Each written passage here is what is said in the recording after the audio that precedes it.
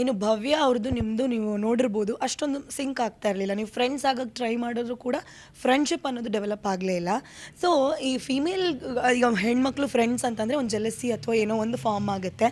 ಅವರು ಒಂದು ವಿಡಿಯೋದಲ್ಲಿ ಹೇಳ್ತಾರೆ, ಐಶು ತುಂಬ ಏಜ್ ಆಗಿದೆ ಅವ್ರಿಗೆ, ಆದರೆ ಮಕ್ಳ ಥರ ಆ್ಯಕ್ಟ್ ಮಾಡ್ತಾರೆ. ಸೊ ಈ ಫ್ಯಾಕ್ಟರ್ನ ಇಟ್ಕೊಂಡು ಮಾತಾಡ್ತಾರೆ. ಏನು ಹೇಳ್ತೀರಿ ಇದಕ್ಕೆ?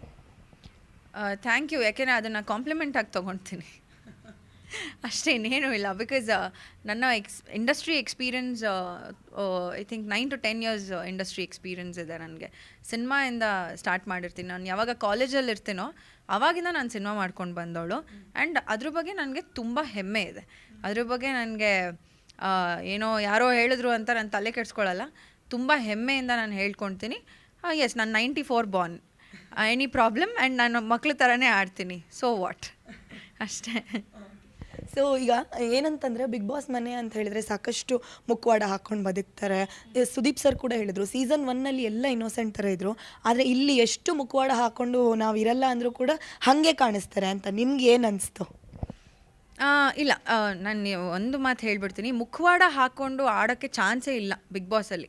ಬಿಕಾಸ್ ಅಂಥ ಸಿಚುವೇಶನ್ಸ್ ಕ್ರಿಯೇಟ್ ಆಗುತ್ತೆ ಅಲ್ಲಿ. ಸೊ ಫಾರ್ ಎಕ್ಸಾಂಪಲ್, ಇವಾಗ ಬಿದ್ದೋಗಿ ಏಟಾದರೆ ನಾವು ಅಮ್ಮ ಅಂತಲೇ ಕಿರ್ಚ್ಕೊಳ್ತೀವಿ, ಓ ಮೈ ಗಾಶ್ ಅಂತ ಹೇಳಲ್ಲ.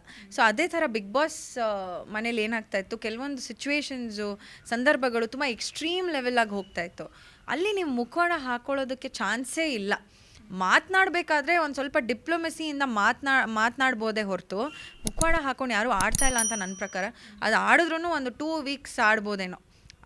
ಅಲ್ಟಿಮೇಟ್ಲಿ ನಿಮ್ಮ ತನ ಹೊರಗಡೆ ಬಂದ್ಬಿಡುತ್ತೆ.